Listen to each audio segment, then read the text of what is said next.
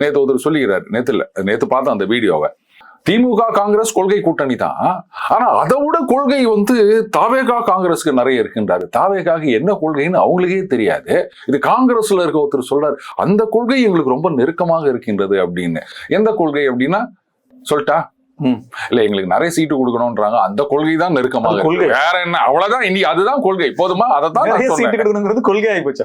அதுதான் கொள்கை, இப்ப வேற எதுவுமே கிடையாது. எதுக்கு நீங்க கூட்டணி சேர்றாங்கன்றீங்க? அதோ 2006 எடுத்துக்காங்க, இவங்க தரேன்னாங்க, அவங்க தரேன்னாங்க, கபால்னு மதிமுக அந்த பக்கம் போலையா? அவ்வளவுதான். யார் எவ்வளவு சீட்டு கொடுக்குறாங்க. அதே தேமுதிக நாங்கள் யாருடன் சேருவது என்பது இதுல என்ன இது?